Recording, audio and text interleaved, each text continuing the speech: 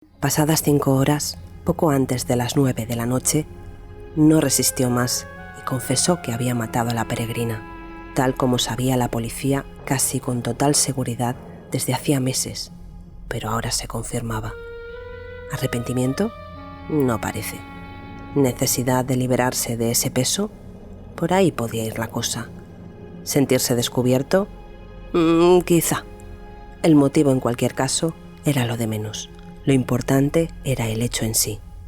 A las 9:30 de la noche, Miguel Ángel Muñoz salió de declarar ante la jueza por segunda vez. Estaba tocado, porque ya empezaba a ser muy consciente de que acababa de confesar por segunda vez ser autor del asesinato de la peregrina, y eso le iba a costar muchos años entre rejas. En ese estado de ánimo se encontraba cuando salía de la sala. Entonces vio en el pasillo a la inspectora, acompañada por la forense.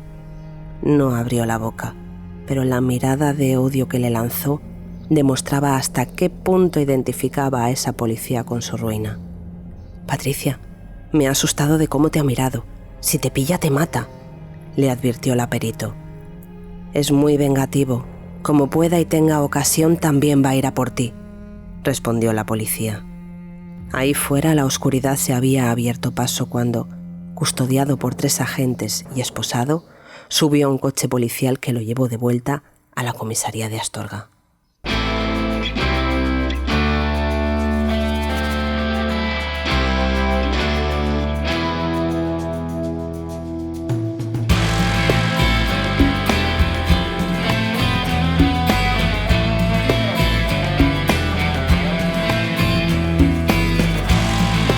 Soy Ana Vallabriga y esto es Sin Ficción, el podcast sobre crímenes reales y literatura de la editorial Al Revés. Un podcast donde los días 15 de cada mes hablaremos sobre libros de true crime y novelas policíacas.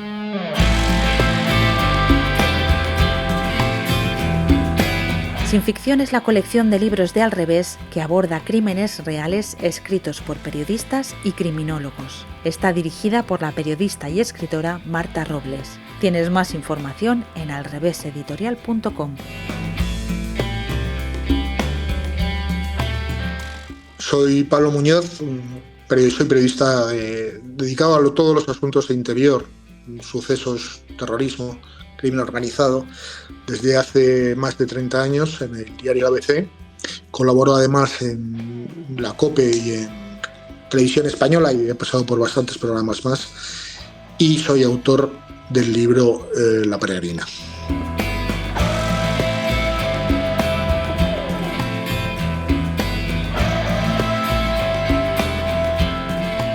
Bienvenido, Pablo.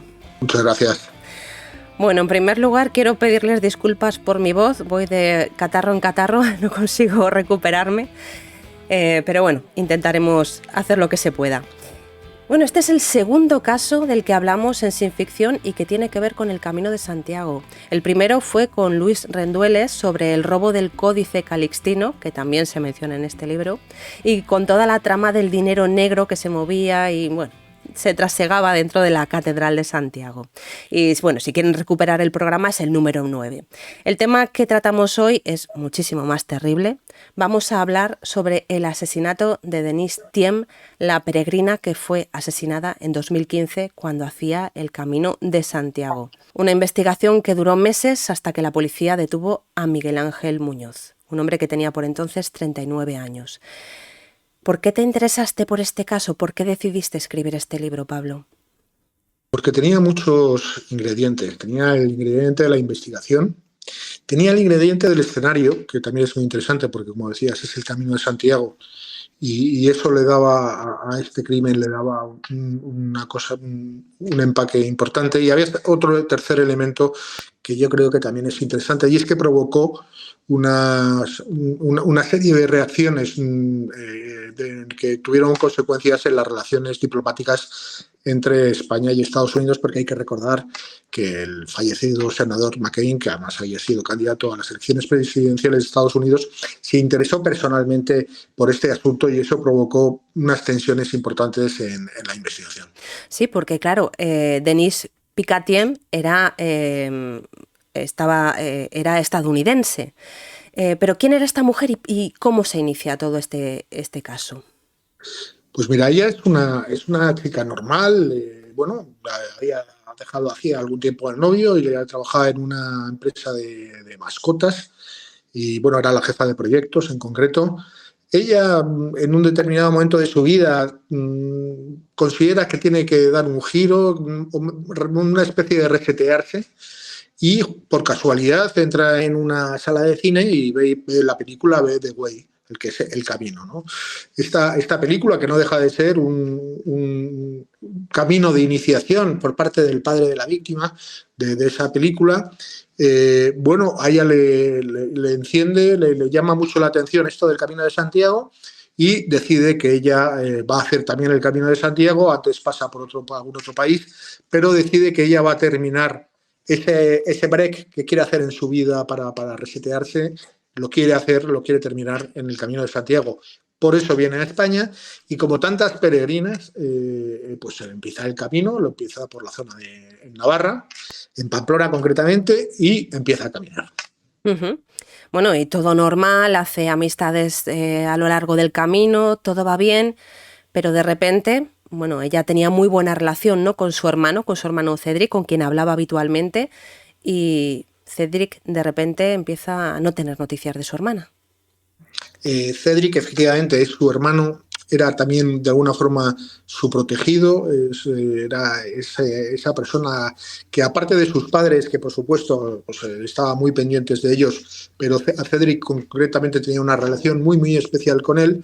Bueno, pues se habían quedado que efectivamente a lo largo del camino, de todo el viaje, cada día y medio, 2 días hablarían, lo iban a hacer por Skype, para que, en fin, por cualquier otro método, pero que tendría noticias suyas para que no estuvieran todo el mundo tranquilo, porque evidentemente eran muchos meses los que iba a estar fuera de casa, mucho tiempo fuera de casa, y para que él estuviese tranquilo. En un momento determinado, muy pocos días antes de la Semana Santa de 2015, en abril, deja de recibir noticias y evidentemente empieza a preguntarse qué es lo que puede haber pasado. A partir de ahí, lógicamente, pues primero intenta ponerse en contacto intenta ver muy pendiente de lo que es el correo electrónico, porque muchas veces le mandaba también fotografías.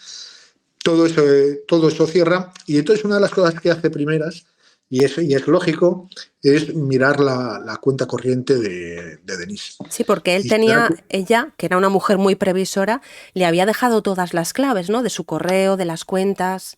Claro, ella le da todos los datos, tiene una reunión antes de salir de viaje, tiene una reunión con él, le dice, bueno, estos son los datos de la cuenta por si se necesita cualquier cosa, para que lo tengas todo a mano, para que no tengas ningún problema, por si hay que hacer algún pago, hay que hacer alguna cuestión de estas, y por eso tiene las claves. Además, le da las claves del correo electrónico suyo, por supuesto, es decir, puede operar, saber perfectamente por dónde se mueve y cuáles son todos sus datos. Y se da cuenta que, desde que hay un último pago en abril, en concreto en un restaurante, y que a partir de ese momento no hay ya ningún otro movimiento. Él al principio, pues intenta pensar que, pues habrá tenido alguna cosa, se le habrá pasado, pero ya cuando empieza a pasar 3, 4 días, pues evidentemente ya esa preocupación va mucho más.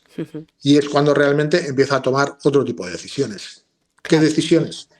Pues se conecta con los peregrinos, tiene alguna, como se puede meter en el correo electrónico de Denise, tiene algunas direcciones de correo electrónico y es las que va testando.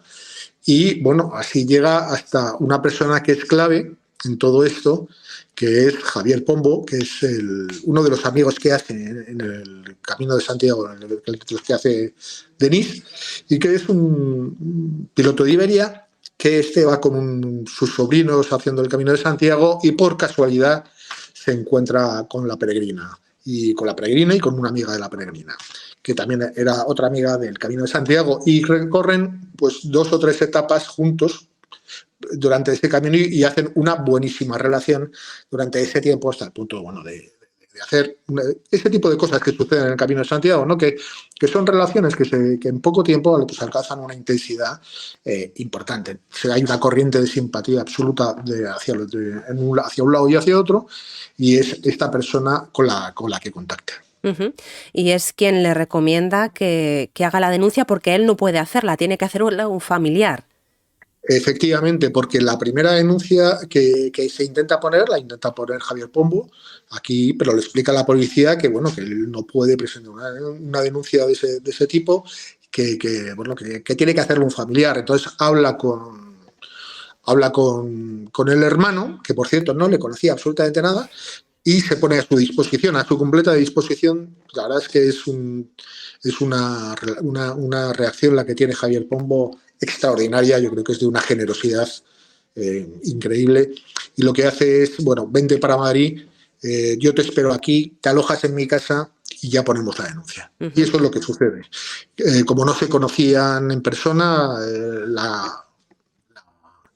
digamos, la contraseña, la señal para que se reconocieran era que él tenía que bajarse del avión con una gorra roja, y efectivamente eso es lo que sucede. Inmediatamente, justo en ese momento, desde cuando baja del avión, y como bueno, Javier Pombo es una persona que conoce muy bien las instalaciones del aeropuerto, le lleva inmediatamente hasta la comisaría del aeropuerto de Adolfo Suárez Madrid-Barajas, y es allí donde ya pone esa primera denuncia.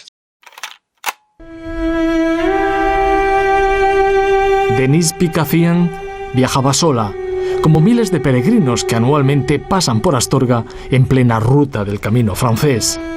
De su paso por la ciudad nadie recuerda su cara, solo hay rastro en el albergue San Javier, donde compartió comida, descanso y sueños, una estancia que pasó desapercibida. Y se establece que Denise nadie la ha visto desde que salió de Astorga e iba camino del Ganso, apenas 13 kilómetros. Y ahí es donde parece que Denise ha desaparecido. Efectivamente, es ahí donde se le pierde la vista, porque se consigue entrar en contacto con algunos peregrinos más. En concreto hay uno que es el último que la ve, que es un peregrino italiano, con el que había cenado la noche anterior, además, en Astorga, y del que se despide después de oír misa en Astorga, se despide. Y a partir de ahí ella emprende camino sola y va hacia el Ganso, efectivamente, pero nunca llega. Y es ahí cuando ya la policía hay que tener en cuenta, y esto es importante, que tarda bastante en tener noticias de esta desaparición. Eso, evidentemente, a la hora de empezar a investigar, planteaba unos problemas importantes, pero es que los hechos se fueron sucediendo así. Es verdad que el hermano tarda una serie de días, como es lógico, hasta comprobar si efectivamente, oye, pues le puede haber sucedido cualquier cosa, pues que haya tenido una torcedura y ha tenido que ingresar en un hospital, este tipo de cuestiones. Pues hasta que se comprueba todo eso, y esas comprobaciones, además, es curioso porque las hace antes de que venga el hermano, las hace ya el propio Javier Pombo, que con su familia, con sus sobrinos, empiezan a llamar a todos los albergues, empiezan a llamar a las casas a los centros de salud, a los hospitales, para ver si efectivamente la peregrina pues ha tenido algún percance, y es pues la razón por la que no ha dado señales de vida, y bueno, eso es lo que sucede. A partir de ahí, ya digo, cuando llega el hermano, llega a España, y ya desde la denuncia desde el aeropuerto de Barajas, directamente va a la comisaría de Astorga, que era el último lugar donde se había tenido noticias de ella. ¿Y cuáles son los primeros pasos que da la policía? Bueno, primero hay una policía muy carismática, ¿no? ¿Quién dirige la operación? La policía, hay una inspectora de policía, Patricia, que es extraordinaria. Es una policía que además había tenido, aunque estaba ahora por decisión propia, estaba en una comisaría pequeña, como es la de Astorga, y ya había pasado por algunos grupos muy interesantes, entre ellos uno de lucha contra el terrorismo yihadista, había hecho cosas de violencia de género, había hecho cosas de extranjería, era una persona bragada, es una mujer de carácter, y es la primera investigadora de todo esto, ¿no? Evidentemente con su inspector jefe, que estaba al mando de la comisaría de Astorga, pero es el grupo operativo local de la comisaría de Astorga es el que se encarga de esas primeras investigaciones. ¿Qué es lo que hacen? Pues evidentemente vuelven a llamar a todos los centros de salud, en fin, a hospitales para ver si hay cualquier noticia de ella. En fin, pues recorren albergues, hacen todo este tipo de gestiones. Cuando se dan cuenta de que efectivamente esto es y se dan cuenta muy pronto de que es una desaparición inquietante, pues queda el siguiente paso. ¿Cuál es? Pues las batidas, lógicamente. Pero antes de dar ese paso habían querido hacer más gestiones para descartar cualquier otra posibilidad. Porque una vez que tú dices que hay una desaparición en el Camino de Santiago, era un tema también que es muy sensible porque evidentemente hay muchas personas que bueno, sus negocios dependen de ese Camino de Santiago y por lo tanto podía crearse una sensación de inseguridad que también había que manejar esa variable antes de efectivamente ponerse con las batidas. Pero llegan a la conclusión de que efectivamente es una desaparición inquietante y efectivamente hay que empezar, ¿no?, la investigación. O hay que continuarla, pero... Claro, porque además lo que hacen muy al principio también es, bueno, vamos a analizar todas las denuncias que tenemos que estén relacionadas con el Camino de Santiago. ¿Y qué es lo que se encuentran? Pues se encuentran que hay una, de hecho hay dos. Lo primero encuentran una de un año antes, de una peregrina alemana que había sido atacada pues allí cerca de Astorga. Y bueno, es una denuncia que les llama la atención, primero porque es una peregrina que va sola, es una peregrina, por tanto, que ella luego cuenta que hay alguien que ha llamado su atención, que la ha intentado atacar, que ella se ha resistido y la ha golpeado, y por lo tanto, bueno, es un tipo de incidente que evidentemente desde el primer minuto, cuando empiezan a analizar esas otras denuncias que se han producido en la zona de influencia de Astorga, ¿no?, relativas al Camino de Santiago, pues se dan cuenta que esa es especialmente importante. Pero además luego es que se dan cuenta que hay una segunda, lo mismo, es una peregrina china, en este caso, que también es atacada, y vuelven a contar una cosa que es interesante. Cuentan que las características, se dan cuenta que las características físicas que han aportado las víctimas coinciden bastante. Entonces, van a ver qué es lo que ha sucedido entonces, se dan cuenta, además, que la persona denunciada por la turista alemana había sido detenida y esa persona, bueno, todavía seguía viviendo en un punto por el que posiblemente podía haber pasado Denise, y por lo tanto era un elemento ya importante que indicaba que podía estar implicado este individuo. Claro, porque en su momento este individuo no pudo ser acusado porque la víctima no lo pudo reconocer. Efectivamente, la víctima no lo reconoce y porque además él iba un poco enmascarado por las características, pero sí aporta unas características físicas que sí coinciden con las de Miguel Ángel Muñoz. Hay que decir que ellos van a la zona donde vive Miguel Ángel Muñoz, donde tenían la parcela, con la casa está prefabricada, y efectivamente pues empiezan a hablar con él al principio, los primeros días. Él es curioso porque luego con el tiempo se dan cuenta que lo que había conseguido durante esa primera vez era apartarles de la zona donde él y todavía estaba el cuerpo de la peregrina, pero él, bueno, él va con una bicicleta y entonces les va llevando a un lado y a otro, y que les aparta de un punto y en el que ellos no se dan cuenta que en este primer momento que lo está haciendo, pero que evidentemente luego ven que es una estrategia. Uh-huh. ¿Quién es o quién era Miguel Ángel Muñoz en ese momento? Miguel Ángel Muñoz es un personaje un tanto, bueno, peculiar. Es una persona que siempre había vivido, un poco cercana a movimientos anarcos, a este tipo de... Había sido ocupa, había estado en algún poblado viviendo, donde, por cierto, también había tenido problemas. Tuvo una pareja en su momento con la que tuvo una hija, pero antes de nacer la hija él se marcha y bueno, él se va a vivir entonces ya ahí a Mansilla las Mulas, perdón, a Mansilla las Mulas no, se va a vivir ahí cerca de Astorga a esa casa prefabricada donde la familia tenía ese terreno, ¿no? Y es una persona que había hecho viajes, él decía que para ver a gente relacionada con, bueno, pues con movimientos guerrilleros, y por tanto una persona, en fin, luego ya cuando se le empieza a estudiar y ya se va viendo otro tipo de carácter, de perfil que es compatible con el perfil que la propia policía se había hecho de quién podía estar detrás de la desaparición de la peregrina. ¿Cómo era ese perfil? Pues es un perfil de una persona que en un momento determinado se puede volver violento, es una persona que llevaba mal que se le llevase la contraria, es de este tipo de personas que irascible, y por tanto era compatible, ese propio perfil era compatible con el de esta persona que se imaginaba la policía que podía estar detrás. Es importante decir que para hacer ese perfil tienen mucha importancia las entrevistas que tiene la policía tanto con su expareja y padre de la niña, como con el padre del propio Miguel Ángel y la pareja del padre, porque la madre había muerto hacía años. Y esas tres personas, además de algún otro familiar, pues les dan un perfil muy, muy interesante de cuáles son sus características, y es lo que termina de convencer a la policía de que efectivamente este hombre es el que puede estar detrás de todo esto. También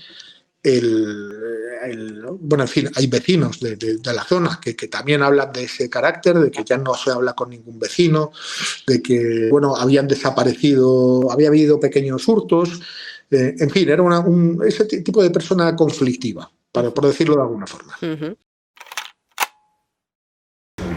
Bueno, esta es una brigada que está integrada en la Comisaría General de Policía Judicial, que es la que, por su propia naturaleza, entiende de estas investigaciones ya judicializadas. Pero sí que es cierto que dentro de la Comisaría General de Policía Judicial, esta brigada de homicidios y desaparecidos, de delincuencia especializada y violenta, podríamos denominarla efectivamente la unidad de élite para el esclarecimiento de este tipo de delitos. Ha sido un trabajo de campo, ha sido un trabajo de intentar obtener el mayor número de pruebas que puedan llevar a incriminar a esta persona, porque claro, hasta último momento él no se declaró culpable, él en todo momento decía que era inocente. En su finca hemos encontrado varios indicios.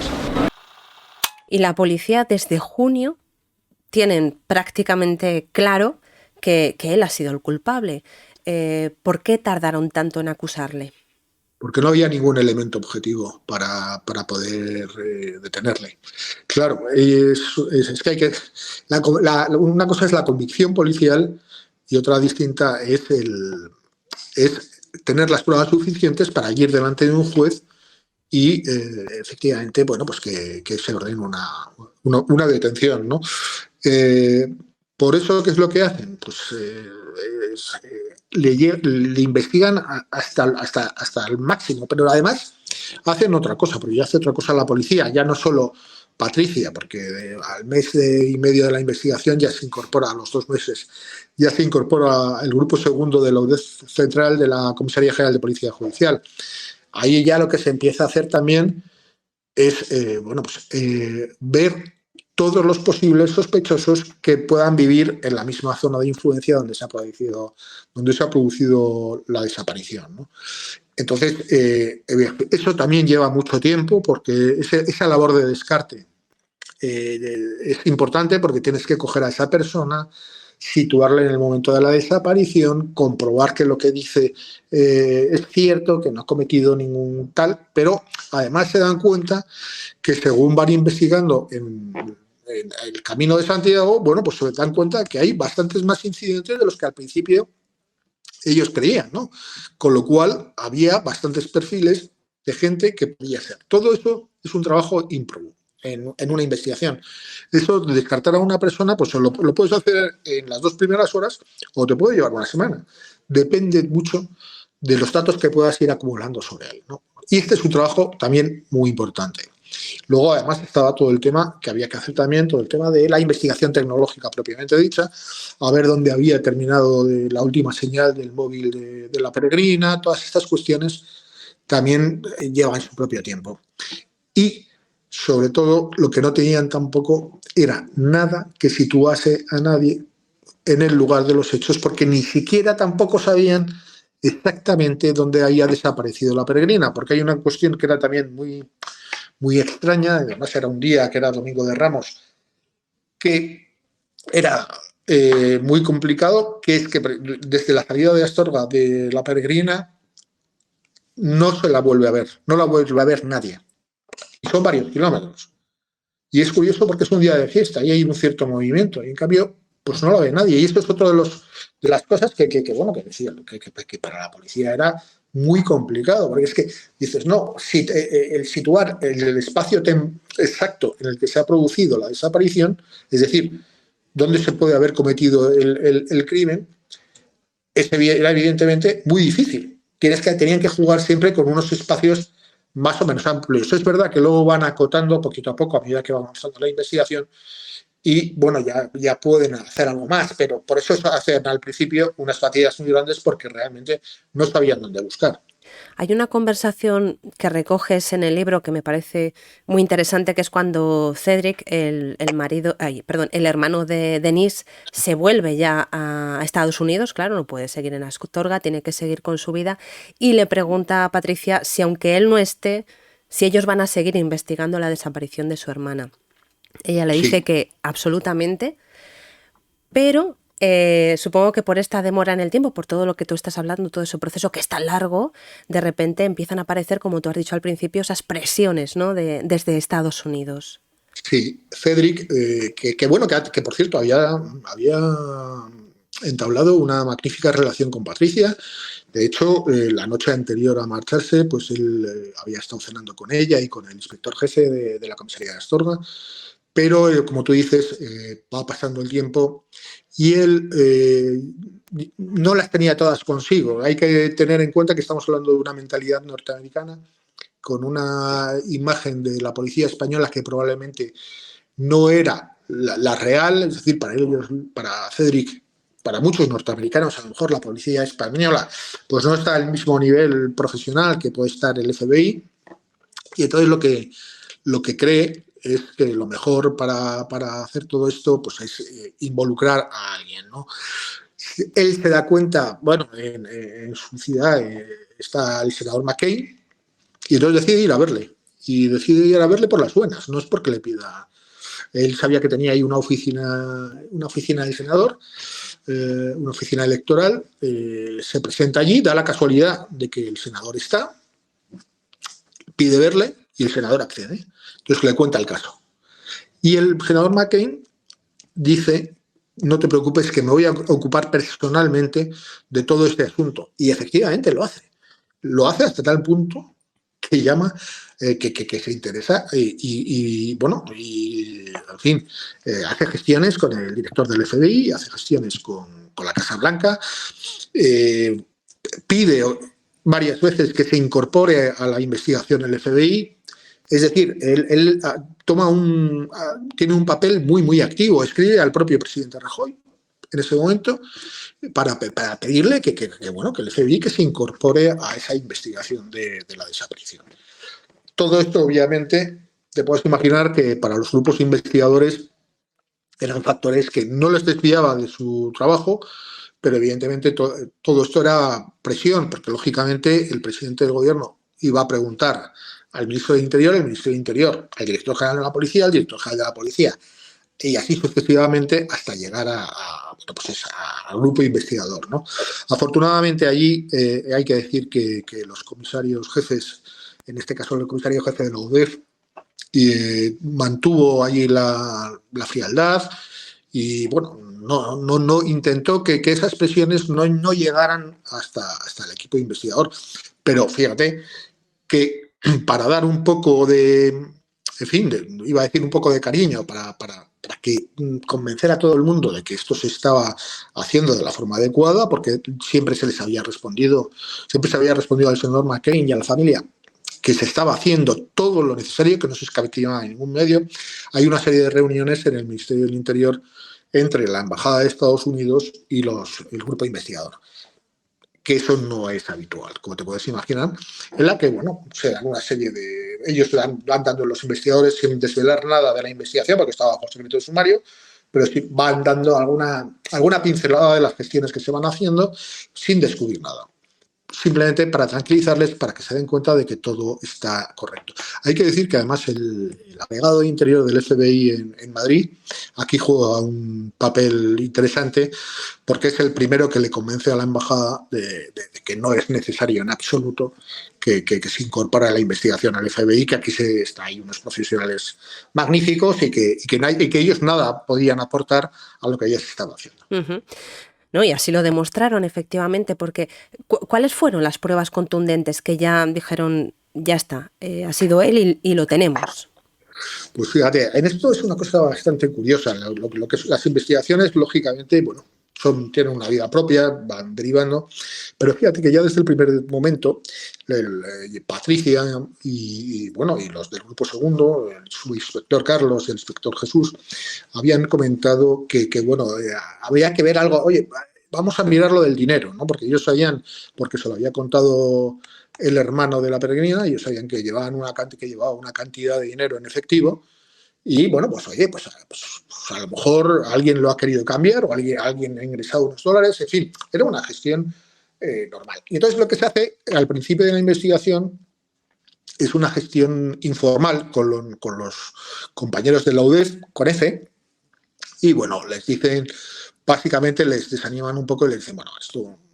Primero les dicen que no hay nada, que a ellos no les aparece nada, pero que además que cuando son cantidades pequeñas como eran estas, de dólares, relativamente pequeñas, pues que normalmente no queda constancia en ninguna parte. Bien, esto, como te digo, sucede al principio de la investigación. En el mes de septiembre ya se han hecho todo tipo de gestiones habidas y por haber. Hay una reunión en Madrid, en la Dirección Adjunta Operativa, a la que van fundamentalmente todos los comisarios que tienen algo que ver, y es una reunión convocada por el director adjunto operativo de entonces para que le expliquen cómo va la cosa, porque ya le están presionando mucho, oye, que esto lo tenemos que sacar. Bien. En esa reunión se incorpora de forma un tanto casual la propia Patricia, porque el jefe de Patricia no estaba en esos días, estaba de vacaciones, estaba en un crucero que habían contratado desde hacía muchos meses antes, por lo tanto no podía decir que no, aparte que su mujer probablemente lo hubiese echado de casa con toda la razón. Pero bueno, el caso es que viaja Patricia hasta Madrid y tampoco iba a entrar en esta reunión, porque iba a ir, digamos, con el sustituto de este jefe directo de Patricia, ¿no? Y entonces en el trayecto, bueno, pues Patricia le va contando todos los pormenores de la investigación a su compañero, que era otro inspector jefe, tal, bueno, pero llegan, se encuentran debajo, en la puerta del edificio de Miguel Ángel 5, de la Dirección General de la Policía, se encuentran a la que era como entonces Comisaría Provincial de León, a María Marcos, y bueno, María Marcos... oye, pues si estás aquí, pues súbete, ¿no? Pero había poca gente podía más, la sala era pequeña, no podía entrar más gente, y entonces el inspector jefe que había hecho el viaje con Patricia, lo que le dice es, bueno, oye, vamos a hacer una cosa, si tú eres la que de verdad te lo sabes, pasa tú a esta reunión y que me quedo fuera, que no hay ningún problema, porque tú lo vas a explicar mejor. Efectivamente, esa reunión es un bombardeo de preguntas a Patricia, que ya hace una exposición de lo que ha sido toda la investigación espectacular, todo lo que se había hecho a partir de entonces, no solo el grupo operativo local de Astorga, sino también el grupo segundo de la UDEF, que insisto que también ha tenido un papel decisivo. Y lo que ocurre al final de esa reunión es que el director adjunto operativo le dice, bueno, pues usted, inspectora, a partir de este momento dirige usted la investigación. Salen de esa reunión y ella, Patricia, que siempre había tenido en la cabeza el asunto de la línea económica de la investigación, nada más llegar a Astorga, se reúne con su gente del grupo y dice, oye, por favor, mirarme por todas las sucursales, por todas las oficinas bancarias de aquí de Astorga, a ver si alguien, por esas fechas de la desaparición, ha hecho algún ingreso de dólares. Y efectivamente, en ese momento salta que efectivamente Miguel Ángel Muñoz había hecho ese ingreso de dólares. A partir de ahí ya tienen la relación directa, porque no se había denunciado ningún robo de dólares, nadie había, no había viajado a ninguna parte Miguel Ángel Muñoz, por lo tanto no había ninguna razón por la cual tuviese que tener esa moneda. Además, se había comportado, según recordaba, porque además es muy curioso que la propia persona que hace esa gestión de cambio de divisas se acuerda perfectamente de esa escena, porque le llama la actitud, le llama atención la actitud de Miguel Ángel Muñoz, y hace una cosa más, esta persona, esta empleada de la sucursal, hace fotocopias de todos los billetes que se cambian, de todos los dólares, les hace una fotocopia y la guarda por si en el futuro puede haber algún problema, por si ha sido, porque ella empieza a sospechar, hombre, pues a lo mejor esto ha sido un robo o cualquier cosa. Pero qué intuición, Pablo, de esta persona. Fíjate, es que le llama la atención, es decir, llega Miguel Ángel Muñoz, que además no era cliente del banco, yo creo que había...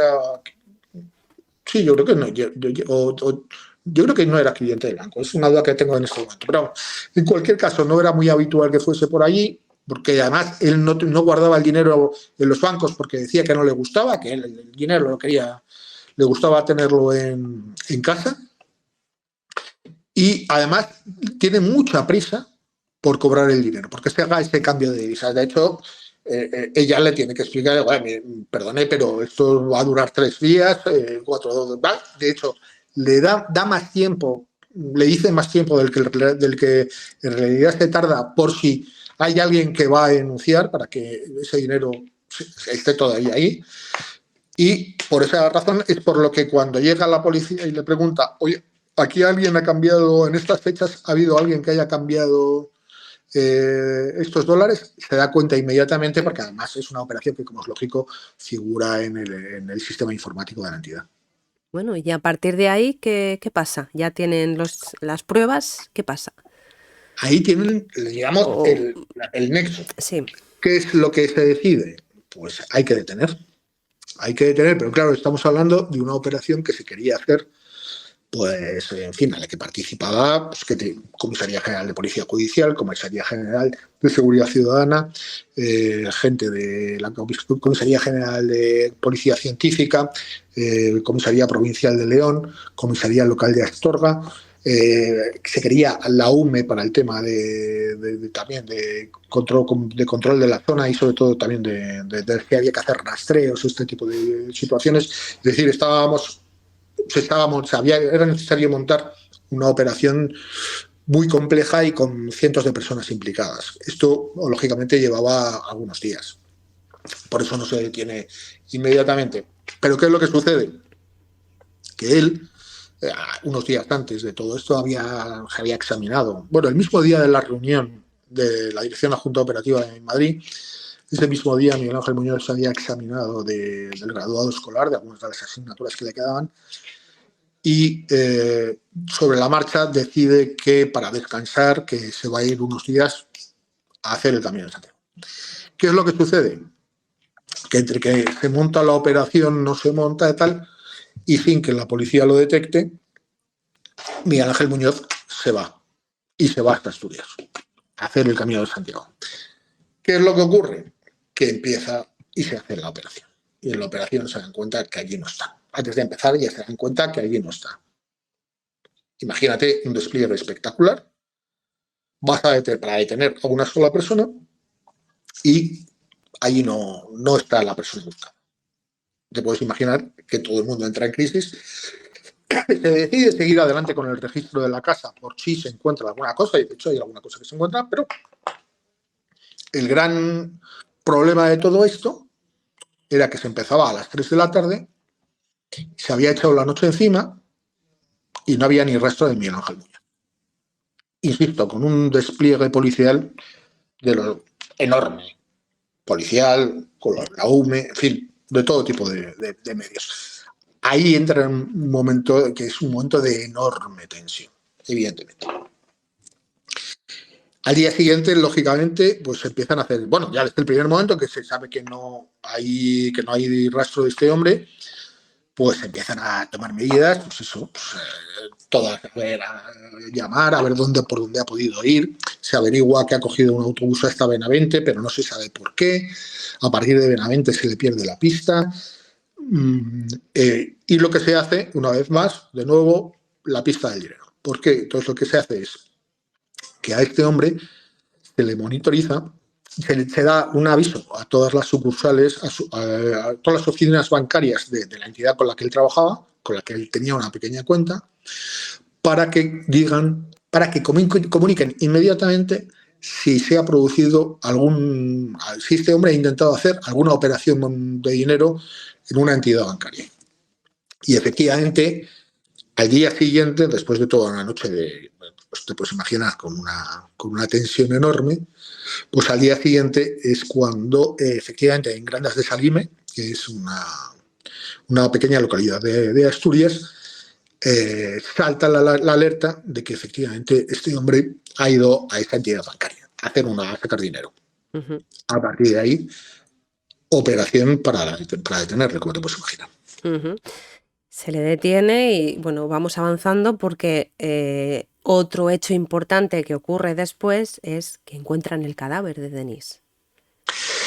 Encuentran el cadáver. Primero, la detención es, como está en Grandas de Salime, aquí juega un papel importante el único policía local del pueblo, que es con el que entra en contacto la policía para decirle, oye, compruébame a ver dónde está le mandan una foto, dime por favor si le encontráis. Él estaba a punto de terminar el turno, además. Efectivamente le localiza en una terraza de un bar, llamaba por teléfono. Para entonces ya había un helicóptero que había salido de Astorga rumbo a Grandas de Salime. Paralelamente se había movilizado también a dos inspectores de otra comisaría de Oviedo, que era la más próxima a Grandas de Salime. Bueno, total, que al final efectivamente se le localiza, se le detiene, se le sube al helicóptero, le detienen los dos inspectores que habían bajado de Oviedo, le detienen, le suben al helicóptero y se lo llevan a Astorga, sobre la marcha, después de pedir permiso a la juez, por supuesto a la juez competente de esa demarcación, para que se inhibiese, se lleva a Astorga.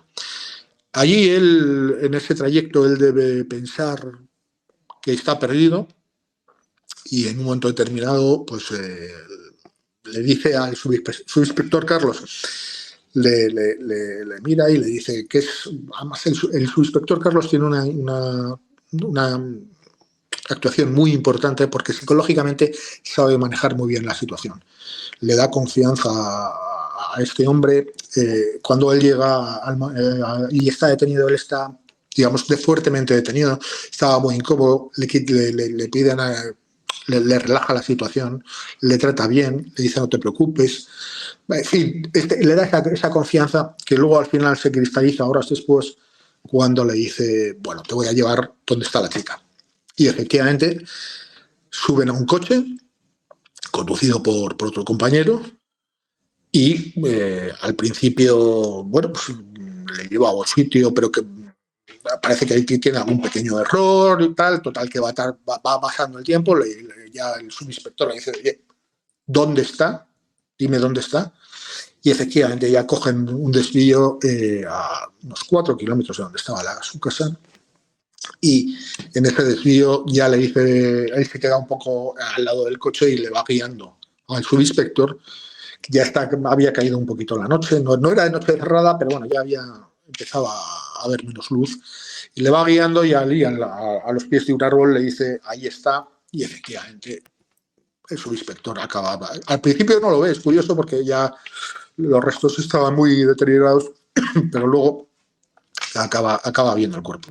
Y a partir de ahí, pues evidentemente, él ya ha llevado donde estaba la víctima y ya está.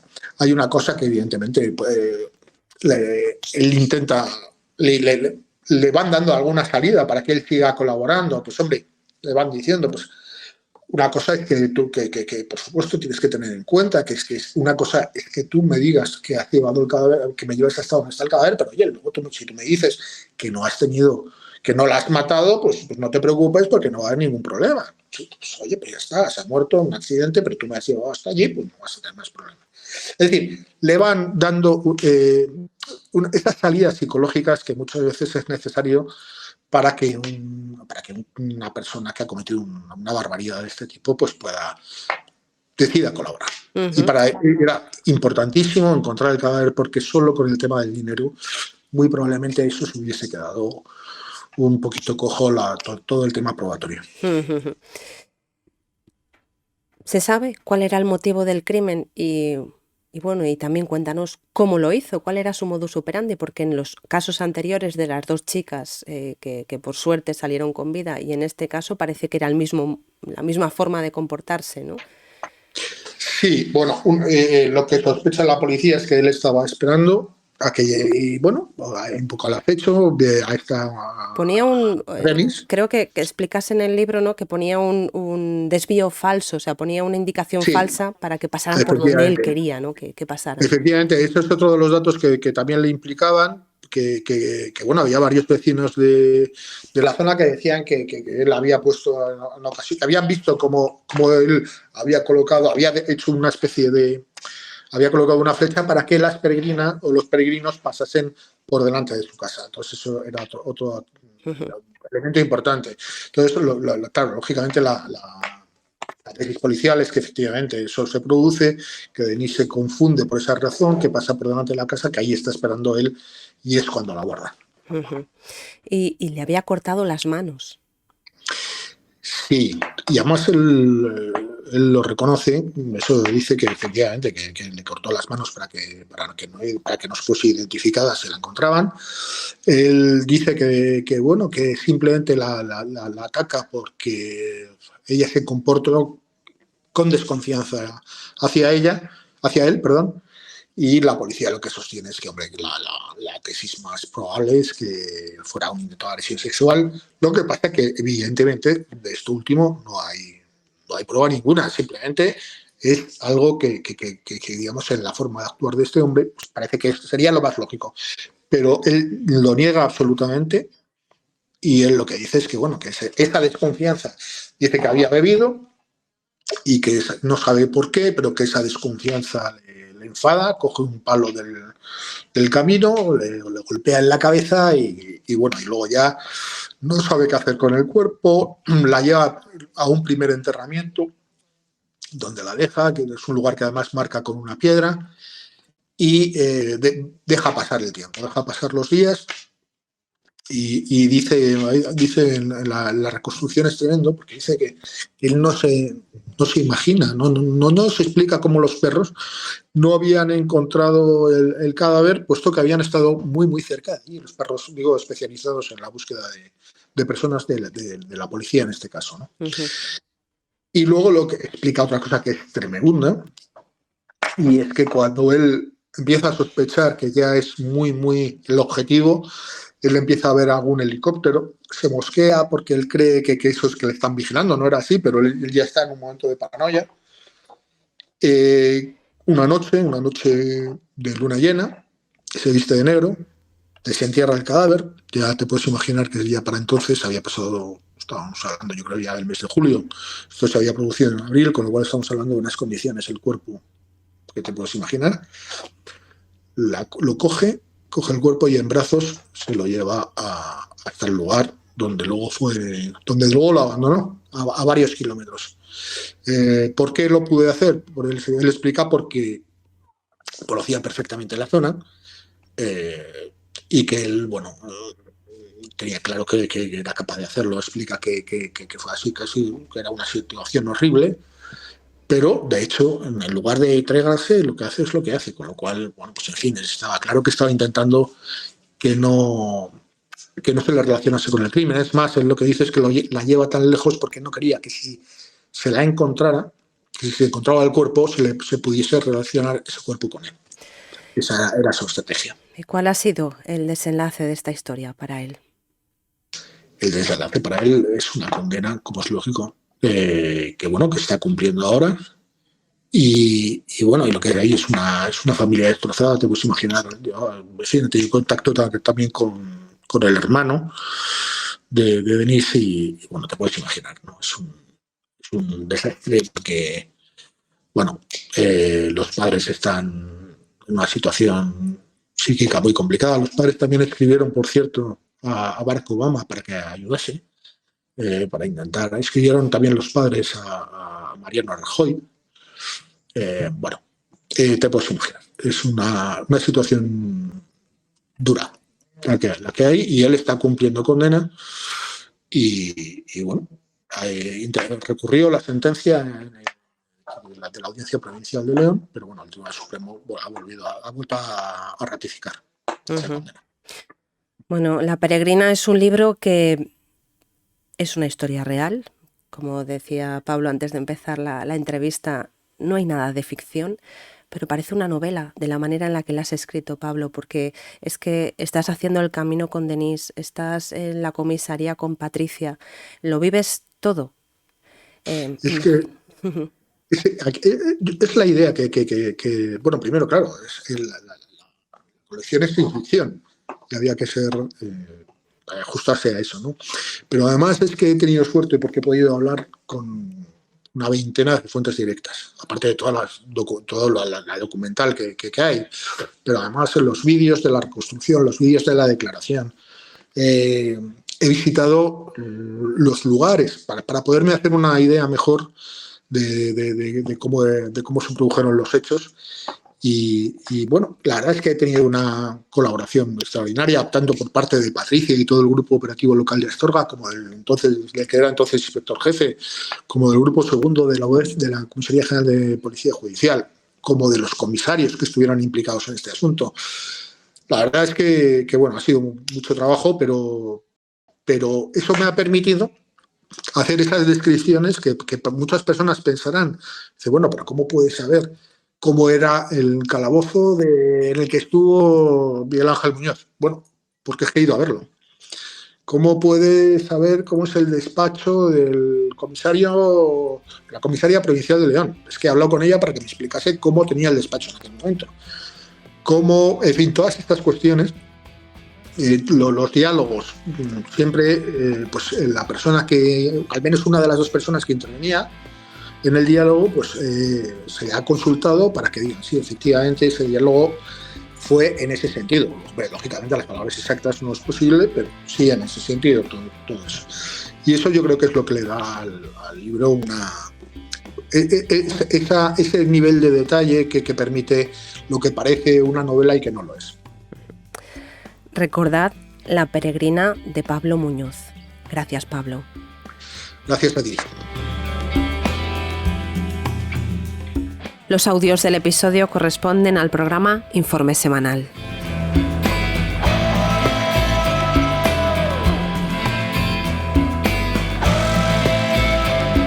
Si no quieres perderte ningún episodio, suscríbete al podcast. Y si el capítulo te ha gustado, sería estupendo que nos regales unas estrellas o le des a me gusta. Ya sabes que estaremos de nuevo contigo el día 15 del próximo mes. Gracias por escucharnos y por leernos.